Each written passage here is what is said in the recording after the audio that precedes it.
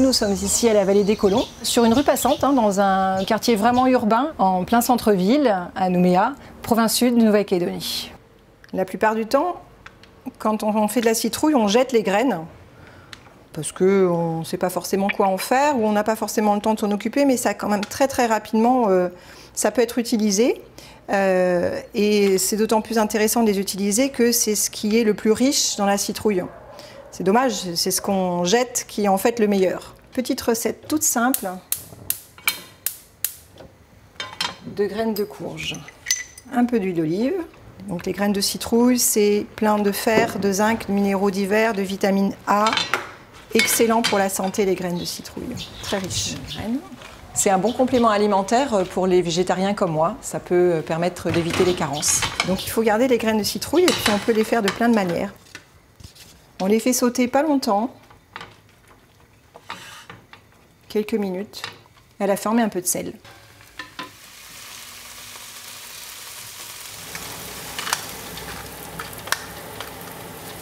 Voilà, plus comme ça.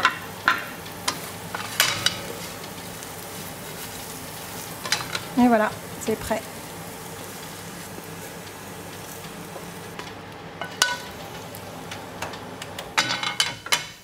Bon appétit. Ce qui reste, les petits déchets, on les met au quotidien dans le bioseau. On peut y mettre absolument toutes les épluchures, mais aussi les sachets de thé, les bananes. On peut mettre les agrumes, les coquilles d'œufs, absolument tout ce qui est organique. Et quand le bioseau est plein, on l'emmène dans le jardin, direction le composteur. Donc là, c'est un composteur qui coûte 0. C'est 3 trous dans le fond du jardin. Ce trou-là, c'est celui qu'on est en train de remplir. Il est presque plein d'ailleurs. Donc en fait, je vide le contenu de mon bioseau dedans. Je prends un petit peu de terre dans le trou numéro 3. Celle-là, elle est prête en fait. C'est pour recouvrir, pour éviter les odeurs, les rats, etc. Voilà, on recouvre un petit peu. Et on remet la palette, c'est pour éviter que le chien vienne gratter. Voilà.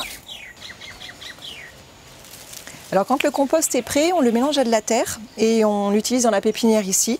Pépinière dans laquelle on a semé tout un tas de choses comestibles, mais aussi planté des arbres de biodiversité. Donc toutes ces choses-là vont après être emmenées à Boulou-Paris pour être replantées sur notre terrain. Et d'ailleurs, on va aller en planter quelques-uns et puis on va aussi aller voir ce que le cyclone Cook a fait comme dégâts.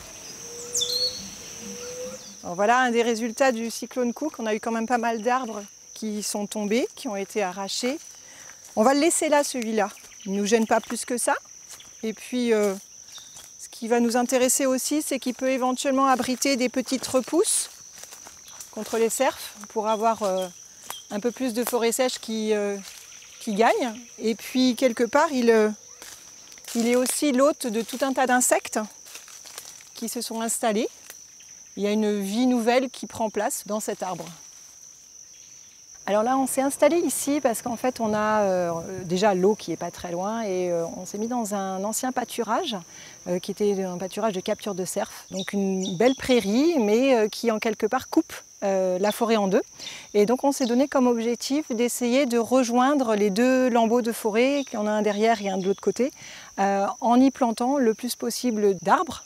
À la fois des arbres dont on peut manger les fruits, donc une forêt comestible, et puis à la fois des espèces endémiques. L'idée, c'est de créer un corridor entre ces deux forêts pour que les oiseaux puissent plus se déplacer entre ces deux endroits-là et qu'on ait cette recréation de biodiversité. Alors on a créé plusieurs buts, presque une vingtaine en fait. En y intégrant à l'intérieur des bois morts qu'on a récupérés dans la forêt qui contenaient beaucoup d'insectes et de champignons pour faire une réserve en eau pour les plantes. On y a planté des arbres fruitiers, c'est la structure du verger, des agrumes, des papayers et pas mal de choses comme ça. Et puis entre les arbres, on a installé des fleurs, on a des patates douces, voilà par exemple. Il y a des ananas, il y a pas mal de choses qui fonctionnent bien sur la butte en assemblage. Alors on a semé des fleurs qui sont donc des auxiliaires dans le potager, donc ça aide effectivement à repousser les insectes ravageurs, mais aussi on laisse aussi les fausses sensitives. On a de la chance d'avoir ces fausses sensitives-là ici sur le terrain en assez grande quantité. Comme toutes les sensitives, c'est rétenteur d'azote, donc ça nourrit le sol. Ça pique pas, donc on n'est pas gêné à travailler avec elles à côté. Puis ça fait des fleurs pour les abeilles, donc ça fait partie aussi du verger. On va planter ça aujourd'hui. On a des tamariniers, du bancoulier, on en a plusieurs comme ça qu'on a déjà commencé à planter. Allez, c'est parti. Alors ici, c'est le verger des grands arbres. On y a planté des manguiers, des litchis, mais aussi des sapotilles, des caramboles, des longanes.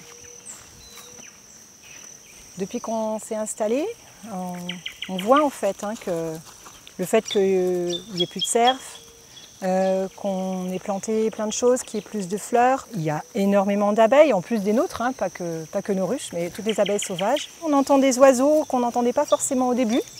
On réentend à nouveau les échenilleurs, les émouchés bleus. Il y a des oiseaux comme ça qu'on sent être plus à l'aise en fait. Peut-être que c'est qu'une impression. C'est aussi sympa de se dire que quelque part ce qu'on fait là, ça commence peut-être à porter ses fruits. Ça sera grand, beau et très productif dans de nombreuses années, mais c'est justement le plaisir qu'on a à faire ça, c'est de savoir que c'est pour plus tard, pour les enfants.